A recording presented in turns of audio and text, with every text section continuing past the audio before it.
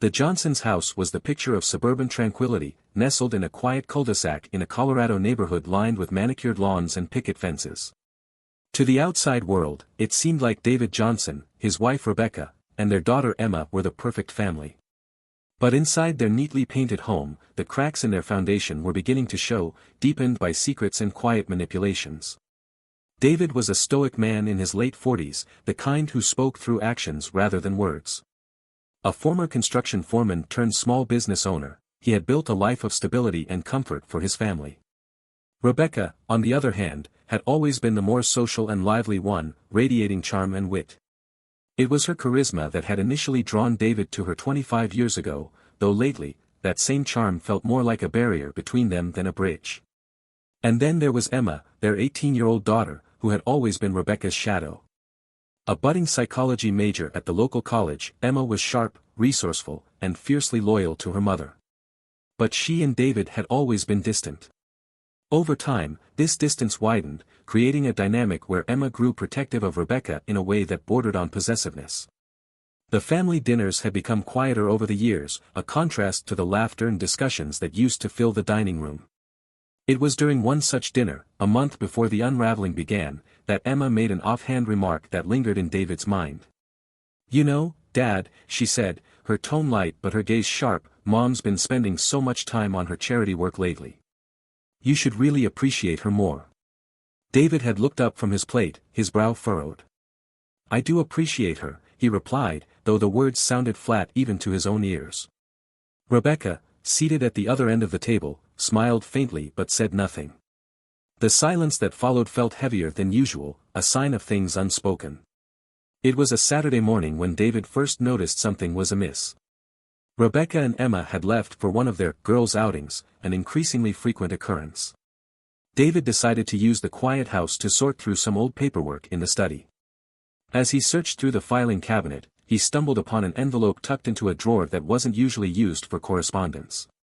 The envelope contained receipts, not for groceries or utilities, but for upscale restaurants, spa treatments, and boutique stores he didn't recognize. The dates stood out. Many coincided with the days Rebecca had claimed to be at charity events or out with friends. David tried to dismiss his unease, rationalizing that the receipts could mean anything. But the seed of doubt had been planted, and over the next few weeks, he started to notice more discrepancies. The way Rebecca would leave the room to answer certain calls. The whispered conversations he occasionally overheard between her and Emma. And the nights when Rebecca stayed out later than usual, always with a plausible excuse but never with a follow-up explanation. One evening, as Rebecca stood at the sink washing dishes, David approached her, his arms crossed. "Where were you last Thursday?" he asked, his tone carefully neutral. Rebecca paused, her hand still submerged in the soapy water. "I told you, I was at the charity meeting," she said, her voice steady. But there was a flicker of something in her eyes, guilt? Nervousness? "Right," David said slowly, nodding.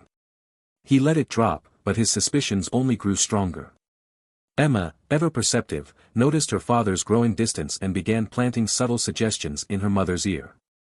"You deserve someone who really sees you, Mom," Emma said one evening as they shared coffee in the kitchen. "Dad's so wrapped up in his work, I don't think he even realizes how amazing you are." Rebecca laughed, though there was a sadness in her eyes. "David's just David. He's always been like this." "Maybe that's the problem," Emma replied. "You need someone who brings out the best in you, not someone who makes you feel invisible." These conversations became more frequent, with Emma positioning herself as Rebecca's confidant and advocate. Slowly but surely, Emma began to lay the groundwork for what would become a betrayal of unimaginable proportions. The pivotal moment came on a chilly autumn evening when David returned home earlier than expected. The house was eerily quiet, and the lights in the living room glowed softly. As he moved through the hallway, he caught the sound of voices, Rebecca's and another man's, low and intimate. His pulse quickened as he followed the sound to the den. There, through the slight gap in the door, he saw them, Rebecca and a man he didn't recognize, seated too close, their hands touching. David felt his stomach drop, but instead of storming in, he stepped back, his mind racing. He decided in that moment that he needed to know the full truth before confronting Rebecca. What he didn't know was that Emma had orchestrated the entire encounter, ensuring David would arrive at precisely that moment to witness what she had helped set in motion. David Johnson spent the next few days in a haze, his mind replaying the scene in the den over and over. Each time, the raw sting of betrayal burned a little deeper. Yet amidst the pain, there was clarity. Bursting into the room or confronting Rebecca without evidence would be impulsive. He needed a plan, not just to confront the truth, but to ensure justice and protect himself in the fallout. He began to observe his family with a quiet intensity, like a man studying storm clouds before a downpour. Rebecca seemed lighter these days, almost carefree. She hummed while cooking and was more attentive to her appearance, though her affection toward David remained subdued. Emma, on the other hand, seemed uncharacteristically solicitous, going out of her way to engage him in small talk or offer to help with household chores. It felt contrived, as though she were testing his mood or trying to distract him. David suspected Emma was more involved than he initially realized. Her closeness to Rebecca, coupled with her occasional pointed remarks about loyalty and love, now seemed less like teenage melodrama and more like calculated manipulation. But why? What could his own daughter gain from undermining his marriage? The thought haunted him. One crisp November afternoon, David left work early under the guise of a client meeting and trailed Rebecca's car from their driveway. His heart pounded as he kept a careful distance, his knuckles white against the steering wheel. Rebecca wasn't headed toward the usual places, no charity headquarters or friend's home. Instead, she drove to a quaint lakeside lodge just outside town. From the safety of his parked truck, David watched as Rebecca stepped out of her car, her face glowing in the golden light of the setting sun. Moments later, a man emerged from the lodge, his arms outstretched in greeting. They embraced, and Rebecca tilted her head back, laughing at something he said. The man's face was unfamiliar, but his casual intimacy with Rebecca told David all he needed to know. He took several photos with his phone, each click of the camera feeling like a dagger to his chest. As much as it hurt, he knew he had to endure it. These images were proof, not just for his confrontation with Rebecca, but for what he realized would inevitably follow, divorce proceedings. Later that evening, David overheard a hushed conversation between Rebecca and Emma. He had stepped out of the shower and was about to head to bed when their voices drifted from the living room. Quietly, he edged closer, his heart pounding as their words became clearer. "Mom, you have to tell him soon," Emma urged, her tone insistent. "Dragging this out will only make things worse." Rebecca sighed. "I know, sweetheart. But it's complicated. You saw how he reacted when I suggested taking a step back last year. He's stubborn. Stubborn doesn't mean you should keep living this lie. You deserve better." Emma's voice was sharp, almost angry. "And what if he finds out on his own?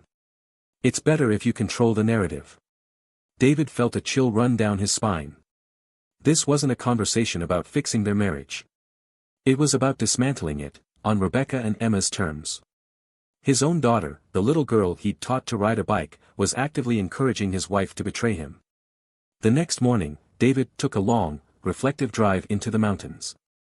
As the peaks loomed above him, he made a decision. Losing his temper or lashing out wouldn't help him. He needed to be strategic, methodical, just as he'd been in his construction projects. He wouldn't just confront Rebecca, he would dismantle her plans with precision. David began gathering evidence in earnest. He hired a private investigator to dig deeper into Rebecca's relationship with the man from the lodge. Within days, the investigator provided him with a treasure trove of incriminating information, text messages, emails, and photos of their clandestine meetings. One email in particular stood out, a thread where Rebecca and her lover discussed finally being free and how they would navigate the fallout once David caught on. But it wasn't just Rebecca who left a trail. Emma's fingerprints were all over the scheme. The investigator uncovered messages between her and Rebecca discussing how to set up situations where David might accidentally stumble upon their indiscretions. The plan was cruel in its intricacy, a web of manipulation designed not just to end the marriage, but to humiliate David in the process. David's resolve hardened. This wasn't just a betrayal of love, it was an assault on his dignity, his role as a father and husband. He wasn't just a casualty in their game, he was their target. On the surface, life in the Johnson household continued as usual. David played the role of the oblivious husband, greeting Rebecca warmly and engaging Emma in casual conversation. But beneath the facade, he was meticulously laying the groundwork for what would come next. He began redirecting financial assets, quietly transferring money from their joint accounts into a personal account under his name. He contacted his lawyer and reviewed the specifics of their prenuptial agreement, which heavily favored him in the event of infidelity. And he secured evidence not only of Rebecca's affair but of Emma's involvement, ensuring there would be no question about the truth when the time came to present it. Every night, as he lay awake beside Rebecca, he rehearsed what he would say when the moment finally arrived. It wasn't just about confronting them, it was about reclaiming his life, his integrity, and everything he had worked so hard to build. The tension in the house was palpable. Emma grew more emboldened, making subtle jabs at David during family dinners or steering conversations toward Rebecca's unhappiness. Rebecca, meanwhile, seemed increasingly restless, her guilt manifesting in small but noticeable ways: averted gazes, uncharacteristic defensiveness. David waited, biding his time. He knew the confrontation would be explosive, but it would also be controlled, on his terms, in his way. And when it came, the consequences would ripple through their lives in ways none of them could have anticipated. The storm was coming, and David was ready. David Johnson woke before dawn on a cold, clear December morning. The stillness of the house felt almost mocking, a stark contrast to the storm brewing just beneath its surface. He lay in bed, staring at the ceiling, acutely aware of Rebecca's sleeping form beside him. Her rhythmic breathing was once a comfort to him, now, it was a reminder of how much had changed. Emma's bedroom door creaked open down the hall, and her soft footsteps signaled the start of her day. David listened as she padded to the kitchen, likely for her usual pre-class coffee. For a fleeting moment, he wondered how they had all reached this point. The previous weeks had been a masterclass in restraint. Every smile, every shared meal, every feigned moment of normalcy had been an exercise in self-control. But David's patience wasn't just a necessity, it was a weapon. He had built his case with meticulous precision, carefully documenting everything he needed to expose the truth. His lawyer had advised him to wait until his position was ironclad. Now, with the evidence firmly in his grasp, the time for waiting was nearly over. David rose quietly, slipping into the bathroom to splash cold water on his face. As he stared at his reflection, he saw a man transformed, not the betrayed husband they thought they were manipulating, but someone who had reclaimed control. Today was the day it would all begin to unravel. The first move was subtle but deliberate. David started the morning by texting his lawyer, confirming their meeting for later that afternoon. The prenuptial agreement heavily favored him, and the evidence he had gathered ensured there would be no contesting the terms. He had taken care to safeguard every asset within his reach: bank accounts, business interests, even the house. By the time Rebecca and Emma realized what was happening, it would be too late to reverse the tide. At breakfast, Rebecca seemed cheerful, humming softly as she set plates on the table. Emma sat scrolling through her phone, occasionally glancing up with a knowing smirk that sent a chill down David's spine. The image of them sitting there, so sure of their success, hardened his resolve. "Busy day at work?" Rebecca asked, her voice light. David nodded, sipping his coffee. "A few meetings to tie up loose ends before the holidays. What about you?" "Oh, just the usual charity planning," she said, her tone casual.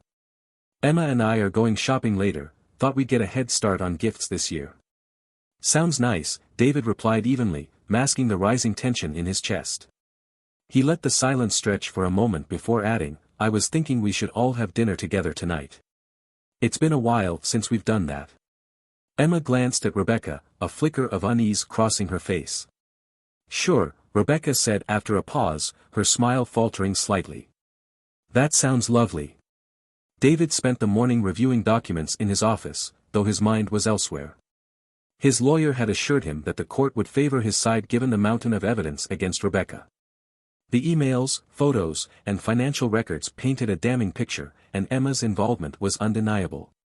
It pained him to think of his daughter as a co-conspirator, but the truth was unavoidable. She had chosen her loyalty, and it wasn't to him. By mid-afternoon, David was sitting across from his lawyer in a sleek downtown office. The final pieces of the plan were falling into place. "The prenuptial agreement is airtight," the lawyer said, sliding a folder across the desk. "And with this evidence, you'll have no trouble securing the house and a majority of the assets." As for custody, it's irrelevant now that Emma's an adult. David nodded, though the victory felt hollow. The house, the money, none of it mattered as much as the betrayal itself. But he couldn't afford to dwell on that now. He had to see this through. As he left the office, his phone buzzed with a message from Rebecca. "What time should we plan for dinner?" 7, he replied. "At home." By the time Rebecca and Emma returned from their shopping trip, David had already set the table. The smell of roasted chicken and fresh rosemary filled the house, a reminder of the dinners they used to share when life felt simpler. Rebecca walked in, her arms laden with shopping bags, her cheeks flushed from the cold. Emma trailed behind, her usual confidence tempered by something unspoken. "This looks amazing," Rebecca said, setting the bags down. "What's the occasion?" "No occasion," David said, placing the last of the dishes on the table. "Just thought we should spend some time together." The meal began uneventfully.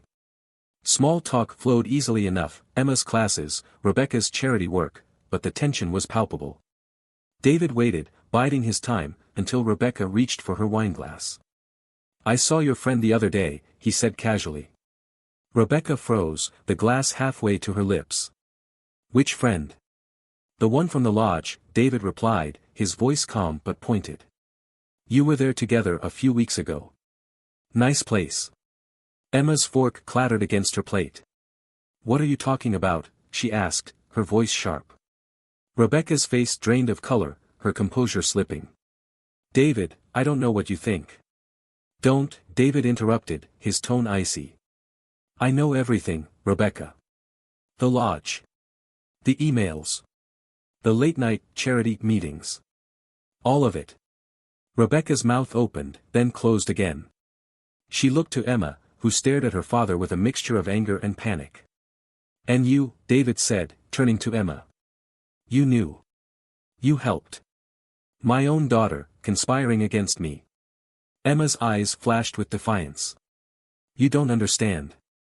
"Oh, I understand perfectly," David said, his voice rising. "You wanted to destroy this family for your own selfish reasons. But you underestimated me." He reached into his pocket and pulled out a thick envelope, dropping it onto the table. "This is everything. Emails, texts, financial records. Enough to ensure that neither of you gets a dime more than you deserve." Rebecca stared at the envelope, her hands trembling. "David, please." "No," he said firmly. "You made your choices. Now you can live with the consequences." The room fell silent, the weight of David's words hanging heavily in the air. Rebecca and Emma sat frozen, their faces pale, as David rose from the table. "Dinner's over," he said, his voice cold. "Pack your things. I want you both out by the end of the week." With that, he walked out of the room, leaving them to grapple with the reality of what they had done. Upstairs, in the quiet of his bedroom, David closed the door and leaned against it, exhaling deeply. The storm had broken, and though the damage was devastating, he felt an unexpected sense of relief. For the first time in months, he was free. Rebecca sat at the dining table long after David had left the room, her wine untouched, her hands clutching the edges of the envelope. The damning contents inside burned against her palms, heavier than any object she had ever held. Emma sat across from her, her face a mixture of shock and indignation. The tension between them was palpable, like a rope pulled taut, ready to snap. "What are we going to do?" Emma finally broke the silence, her voice low and trembling. Rebecca didn't answer immediately.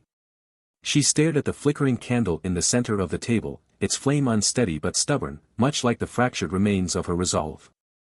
"I don't know," she whispered. Emma's chair scraped against the floor as she stood abruptly. "You don't know?"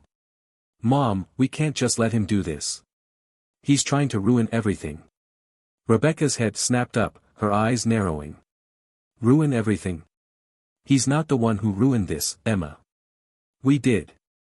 You pushed me, no, encouraged me, to betray him, and now we're facing the consequences. What did you think would happen?" Emma recoiled, her mouth opening in protest. "I was trying to help you. Dad's been distant for years.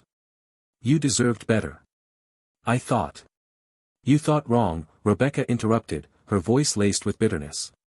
"You thought we could manipulate him, humiliate him, and walk away unscathed. But David isn't the fool you made him out to be. Emma crossed her arms, her defiance wavering. So what now? Are you just going to let him take everything? The house? Our lives? Rebecca slumped in her chair, her confidence drained. I don't know, Emma. I just don't know. Upstairs, David sat on the edge of the bed, staring at the darkened window. The confrontation had gone as he expected, shock, denial, anger, but it didn't bring the satisfaction he thought it would. The truth had been laid bare, and yet, he felt no triumph, only an aching emptiness. He thought of Emma's face when he accused her, the flash of defiance giving way to something almost childlike, fear, perhaps, or regret. He had always seen her as his little girl, the one who used to climb onto his lap with picture books and giggle at his silly voices. That memory now felt like a cruel mockery of what they had become. A soft knock on the door broke his reverie. Dad? Emma's voice was muffled, hesitant. David considered ignoring her but finally stood and opened the door. Emma stood in the hallway, her arms wrapped around herself as if to ward off the cold. Her bravado was gone, replaced by an almost desperate vulnerability. What do you want, Emma? David asked, his voice weary. I need to explain, she said, her eyes pleading. Please. David stepped aside, letting her into the room. She perched on the edge of a chair, her hands twisting in her lap. For a moment, the silence stretched between them, heavy and oppressive. I didn't mean for it to go this far, Emma began, her voice trembling. I hated seeing Mom so unhappy. She kept saying how distant you were, how you didn't care anymore. I thought, if she found someone who made her happy, it might fix things. David let out a bitter laugh. Fix things? By tearing apart our family? By destroying my trust? Emma flinched. I didn't think it through. I thought if you found out, maybe you'd see how unhappy she was and try harder. I didn't want it to end like this. Emma, David said, his tone softer now, marriage isn't about theatrics or grand gestures. It's about trust, communication, and respect. Your mother and I lost that somewhere along the way, and I take my share of the blame. But what you did, what she did, it wasn't the answer. Tears spilled down Emma's cheeks.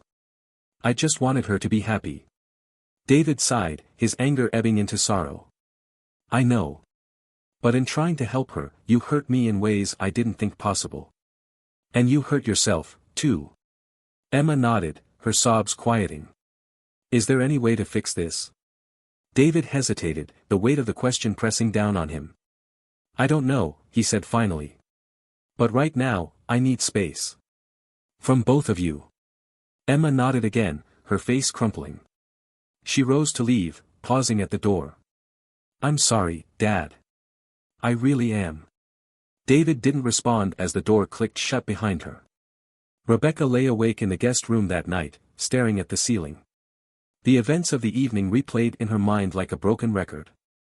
David's words cut deeper than she had anticipated, exposing the fragility of the life she had tried to build on deception. She thought of the man from the lodge, his promises of excitement and freedom. It had all seemed so alluring at the time, an escape from the monotony of her marriage. But now, she saw it for what it was, a mirage, a fleeting illusion that had cost her everything. The next morning, Rebecca found David in the kitchen, pouring himself a cup of coffee. He didn't acknowledge her as she entered, his expression distant. David, she began hesitantly, can we talk? He turned to face her, his eyes cold but composed. What's there to talk about, Rebecca? You made your choices. I know I did, she said, her voice breaking. And I regret them more than you'll ever know. But I need you to understand, this wasn't just about you. I felt invisible, unappreciated. I let that consume me, and I made the worst decision of my life. David regarded her for a long moment before speaking. You're right, Rebecca. You did make the worst decision of your life. And now, we have to deal with the fallout. What does that mean? She asked, fear creeping into her voice. It means we're done, he said firmly. I've already spoken to my lawyer. The divorce papers will be ready soon. You and Emma need to find somewhere else to stay. I'll give you time, but this house, it's mine. Rebecca nodded, tears streaming down her face. She had expected this outcome, but hearing it out loud felt like a death sentence. As she left the kitchen, David sat down at the table, the weight of his decision settling over him. He had won, but it didn't feel like a victory. It felt like survival. And for now, that would have to be enough. Weeks passed, and the echoes of betrayal began to fade, though their marks remained on David's heart. Rebecca and Emma moved out quietly, taking only what they needed. The house felt emptier, quieter, yet strangely peaceful. For the first time in years, David could breathe without the weight of deception pressing on his chest. The divorce was swift and decisive. Rebecca's infidelity, meticulously documented, left little room for negotiation. The house remained his, along with the bulk of their savings. Rebecca, for all her protests and apologies, didn't fight. She seemed to understand the futility of resistance. Emma, however, stayed distant. David had hoped for some reconciliation, but their once close bond now felt irreparably broken. One evening, as David stood on the back porch, watching the sunset paint the sky in hues of amber and violet, his phone buzzed. It was a message from Emma. "I don't expect forgiveness, Dad. But I hope someday you'll find peace, and maybe even find it in your heart to talk to me again." David stared at the message for a long time. The anger he once felt had dulled, replaced by a quiet sorrow. He typed a reply. "I'm not ready yet, Emma. But I hope one day, we can try." He set the phone down and closed his eyes, letting the cool evening breeze wash over him. The pain of betrayal might never fully leave, but he had survived. In the quiet of his home, he found strength again, strength to rebuild, to trust himself, and perhaps one day, to forgive. The storm had passed, and though it left scars, it also left a clearer sky. For David, it was enough. What would you have done in David's shoes? Was his response justified, or could he have handled it differently? Share your thoughts below.